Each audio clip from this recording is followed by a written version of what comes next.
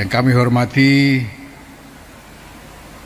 Presiden Republik Indonesia Bapak Prabowo Subianto,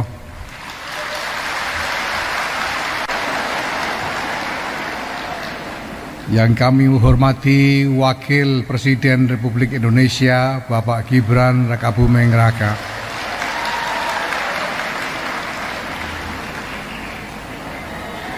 yang kami hormati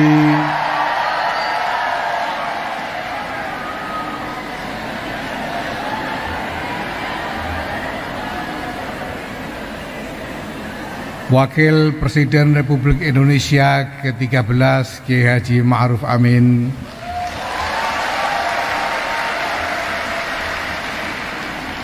Gubernur periode 2007-2012 Bapak Fauzi Bowo, Wakil Gubernur periode 2007-2012 Bapak Priyanto,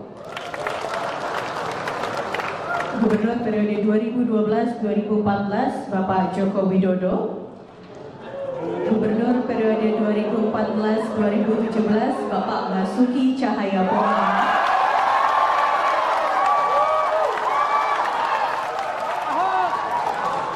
Gubernur periode 2017 Bapak Jarod Saiful Hidayat, PLT Gubernur periode 2016-2017 Bapak Sony Sumarsono, Gubernur periode 2017-2022 Bapak Anies Baswedan,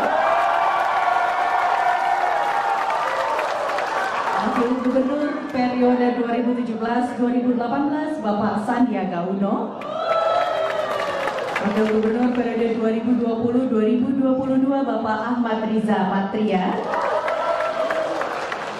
dan tentunya pejabat Gubernur periode 2022-2024 Bapak Heru Budi Hartono. Assalamualaikum warahmatullahi wabarakatuh. Bismillahirrahmanirrahim. Alhamdulillahirrahmanirrahim. Wassalatu wassalamu ala asyrul mursalin wa ala alihi washabihi ajmain. Jadi tadi saya memang mendapatkan undangan resmi sebagai mantan Ketua MPR, dan tadi semua yang pernah jadi Ketua MPR itu ada di satu barisan, ya. Kemudian yang menarik, ketika si Fufu Fafa itu turun dari mobil, kelihatan dari dari gambar itu, ya, apa namanya, giant screen, ya, semua bilang hu gitu, ya. Kira-kira 3 kali hu. Jadi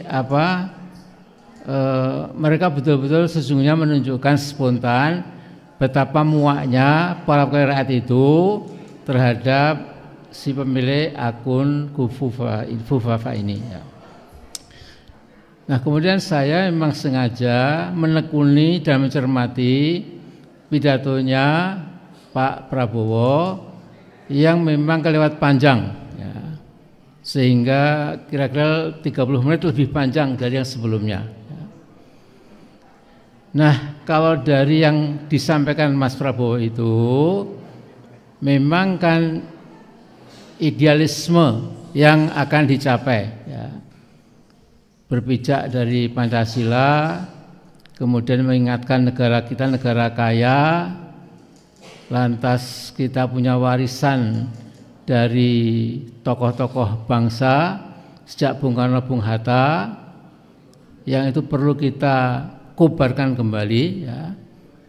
Dari segi itu there is nothing wrong. Nggak ada yang salah, bagus sekali, ya.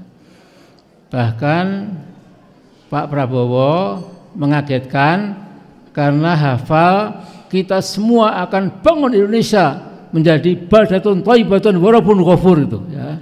Jadi tentu tepuk tangan membahana juga, ya. Nah, kemudian ya dia memang harus memuji Pak bapaknya Bu Wafa itu Pak Mulyono ya. Jadi dipuji sebagai presiden yang sudah sangat mati-matian membangun segala macam itu ya. Nah, saya mungkin cuma akan sedikit saja menyentil ya. Yang namanya kekuasaan itu seperti rezeki ya. Kalau kita punya rezeki atau rezeki itu yang mabruk, yang dapat berkah, itu memang kemudian rezeki kita itu bisa menghadirkan sebuah kehidupan yang lebih berbahagia, lebih mantap ya. Anak-anak kita menjadi bersekolah juga pandai, kemudian dampak dari rezeki yang halal thayyibah tadi, yang berkah tadi, itu akan ke kanan, ke kiri, ke depan, ke belakang, itu memberikan manfaat. Sebaliknya, kalau rezeki tidak berkah, itu mesti menimbulkan problematika yang pelik ya, yang kadang-kadang dinalar itu tidak masuk akal ya. Bagaimana ada seorang yang rezekinya melimpah tapi anaknya kena narkoba, kemudian satu jadi pembunuh, pada malam hari dia entah ngapain dan lain-lain ya. Nah, sekarang ini saya sedikit saja mudah-mudahan sampai kepada Pak Prabowo. Selama Gibran masih nongkrong sebagai wapres, sampai kapanpun tidak pernah dapat berkah dari Allah SWT. Hanya akan menimbulkan petaka lebih lama lagi ya.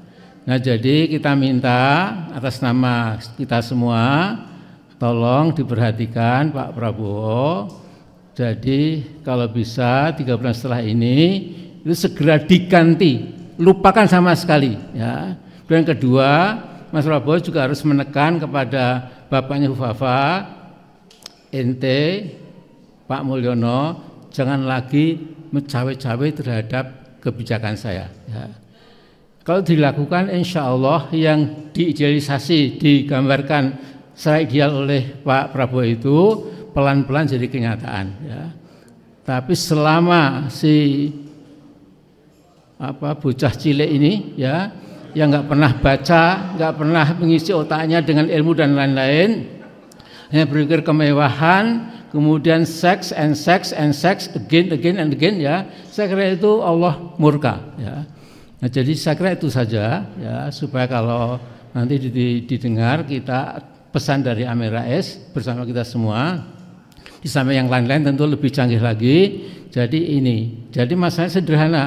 Prabowo, are you going to keep up ya, to keep your stupid and crazy and insane and lunatic vice president as your vice president? If you do that, and then insyaAllah you will collapse sooner or later, or sooner rather than later. Assalamualaikum warahmatullahi wabarakatuh. Kurang kompak. Assalamualaikum warahmatullahi wabarakatuh. Alhamdulillah, Masya Allah. Salam sejahtera buat kita semua. Selamat siang menjelang sore. Saya hanya akan membacakan surat atau dibilang puisi juga boleh. Bismillah. Kembalikan emas kami. Salam kebangsaan. Salam dari ujung paling timur gugusan pulau dan gelombang samudra Indonesia Raya yang belum berjaya. Selamat datang kecemasan baru.